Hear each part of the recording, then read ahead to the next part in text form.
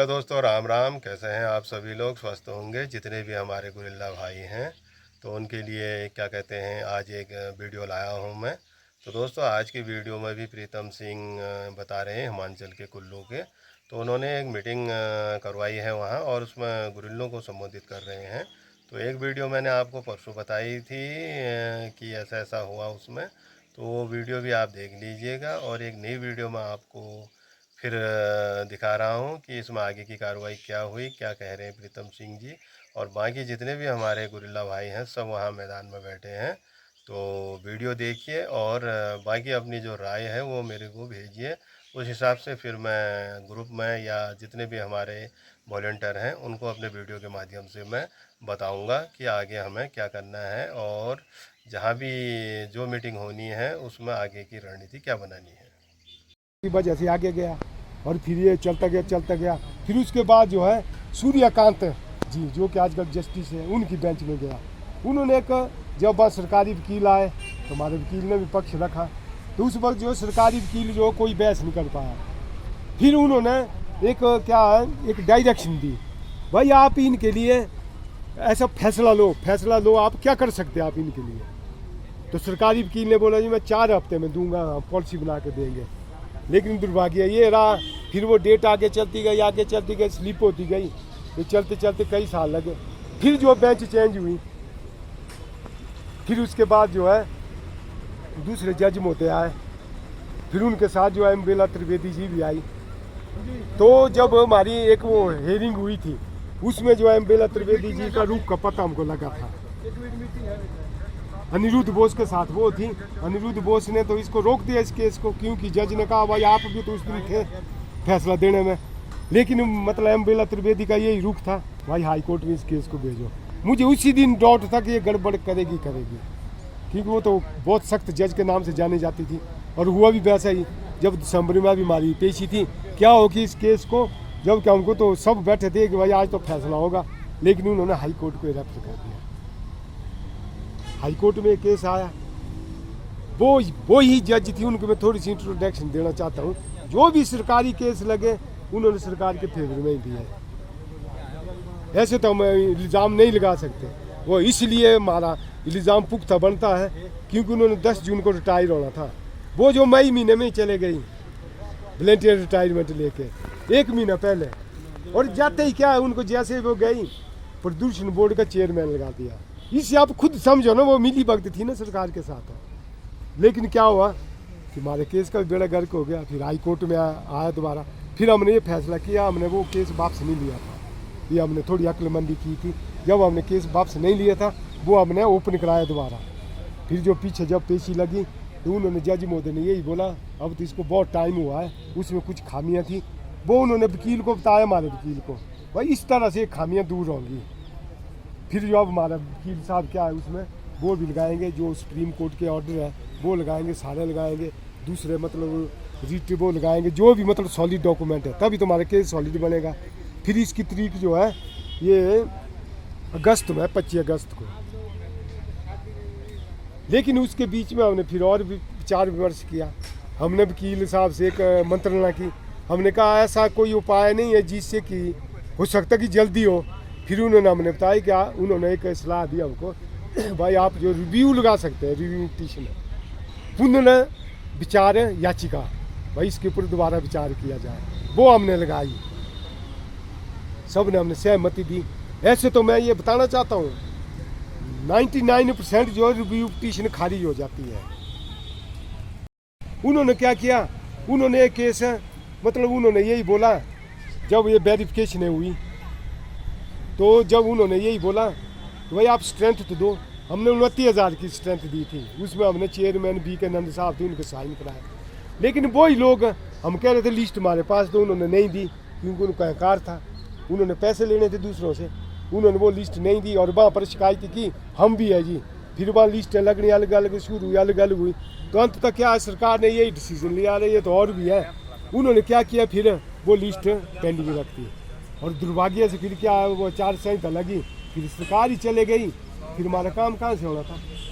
फिर जब हम आंदोलन करते रहे, जंतर मंत्र गए, लाठियाँ भी खाते रहे, बहुत से बहनें थी, कई भाई थे हमारे, वो भी आए।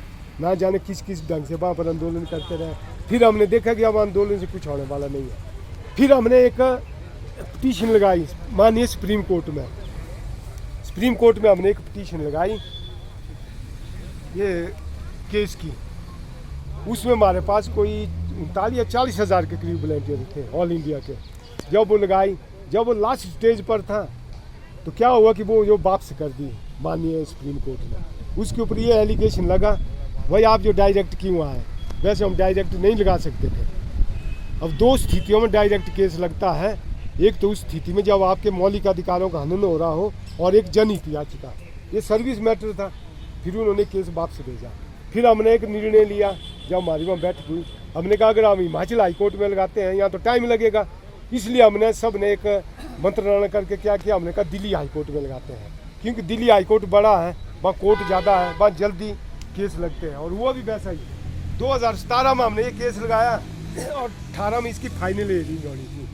लेकिन जैसे ही फाइनल की हेयरिंग होनी थी, जो वो हमारे स्वयंभू नेता थे एकदम वो कुकरू मुत्ते की तरह निकले थे, जिसको हम सुरसुरू नहीं बोलते, उसकी तरह निकले थे वो। और वो लगे बोले ये तो कुछ नहीं कर पाए, हम तो 3 महीने में कर रहे हैं। उससे क्या जो दूसरे हमारे साथी थे उन्होंने भी मेहनत की थी।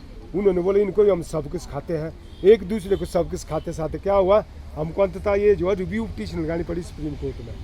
जैसे सुप्रीम कोर्ट में रिव्यू पिटीशन लगी, वही मदन बी लोकूर उन्होंने ही जो हाई कोर्ट में भेजा था, और उन्होंने इस पिटीशन को सुप्रीम कोर्ट में एक्सेप्ट किया। जब एक्सेप्ट हुई तो केस चलता रहा आगे। लेकिन दुर्भाग्य से बीच में कोरोना आया। जब कोरोना आया उस वक्त वर्चुअल हेयरिंग हो रही थी हमारी। लेकिन उस वक्त क्या हुआ, एक हमारी, मैं उनका नाम नहीं लूँगा स्टेट का, जब यहाँ से पैसे भेजने थे सब ने हमने भेजे वकील को पैसा। एक स्टेट ऐसा था जिनकी के बहुत बड़ी जिम्मेदारी थी, उन्होंने पैसे नहीं भेजे और वकील महोदय ने कि अगली डेट ली 15 दिन की। फिर तो एक बार सुप्रीम कोर्ट में डेट स्लिप हुई, साल तक हो जाती स्लिप। उसी वजह से ये डेट स्लिप हुई। अगर उस दिन वर्चुअल हेयरिंग होती, जज भी बताने के लिए धन्यवाद करता हूँ। जैसा कि मुझे आज थोड़ा डाउट तो था भाई आज कम होंगे, क्योंकि मैं जानता हूँ प्राकृतिक आपदा आई है, कई सड़कें टूटी हुई है, रोड ब्लॉक है, तब भी आप लोगों के भी हुए हैं मुझे पता है, फिर भी आप आए। तो ये हमारी मासिक बैठक थी, आपका धन्यवाद। क्योंकि पिछली बारी भी चैनल वाले यहाँ आए थे, बहुत से आए थे, बहुत से लोग क्या है अपने लोग भी और बाहर के लोग भी, वो जो हमारे परफॉर्मेंस मांग रहे हैं भाई आज तक क्या किया आपने, क्या क्या उपलब्धियाँ हुई। तो मैं संक्षेप में आपको ये चीज़ें बताना चाहता हूँ। तो सबसे पहले जो है जो गुरिल्ला संगठन की मांग उठी, ये 2006 में ये आंदोलन हुआ शुरू। ये जो उत्तराखंड से शुरू हुआ, वो दिल्ली में बैठे थे उस वक्त से शुरू हुआ। और हमारे हिमाचल में जो है ये आंदोलन कब शुरू हुआ, 2008 में माननीय हिमाचल हाई कोर्ट में एक रिट पिटीशन लगाई, वो चंबा वालों ने लगाई थी, गगन सिंह जी के नाम पर लगाई थी। तो उसमें जो एक फैसला आया था, वो फैसला ये आया था वही इनको जो है मिलिट्री सिक्योरिटी फोर्स से पैरामिलिट्री इंक्लूडिंग एसएसबी में समायोजन की नीति बनाई जाए। हाईकोर्ट ने तो फैसला दिया, लेकिन उसमें मे लगा था।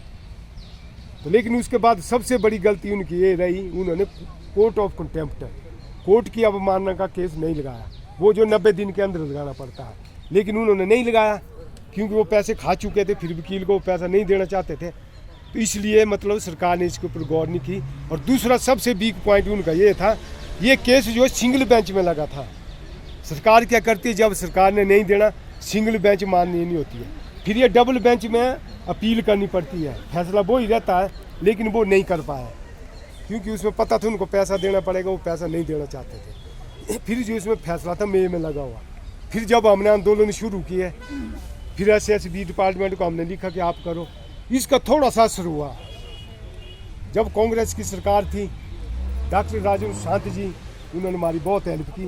दिल्ली गए हमारा प्रतिनिधिमंडल, उस समय उन्होंने क्या है 19 MP और 4 मंत्री, उनसे अपॉइंटमेंट ली। और सुशील कुमार शिंदे जी उस वक्त गृह मंत्री थे, उनके सामने अपॉइंटमेंट हुई। उन्होंने कहा मुझे आपके बारे में कुछ करेंगे, और उन्होंने एक कैबिनेट नोट तैयार किया था आपके लिए। लेकिन दुर्भाग्य क्या रहा हमारा, वही गुटबंदी, दूसरा गुट था। अब मैं उनका नाम तो क्या लूँ बार बार, मुझे बहुत दुख होता है उनका। तो दोस्तों वीडियो आपने देखी होगी, तो उसमें किस तरह से संबोधित कर रहे हैं हमारे गुरिल्ला भाइयों को। तो देखा होगा आप लोगों ने। तो आगे की जो रणनीति होगी अब वो बरसात के बाद ही होगी, और पिछले वीडियो में भी बता चुके हैं और अभी भी मैं बता रहा हूँ आप लोगों को। तो जैसा भी होगा, जो भी होगा, फिर वो आपको ग्रुप के माध्यम से या वीडियो के माध्यम से वो मैं बता दूंगा। और जैसे ही मेरे को कोई जानकारी मिलेगी तो आप लोगों के लिए वीडियो के माध्यम से मैं अवेलेबल करवा दूंगा। ठीक है, तो आप मेरे वीडियो में जुड़े रहें।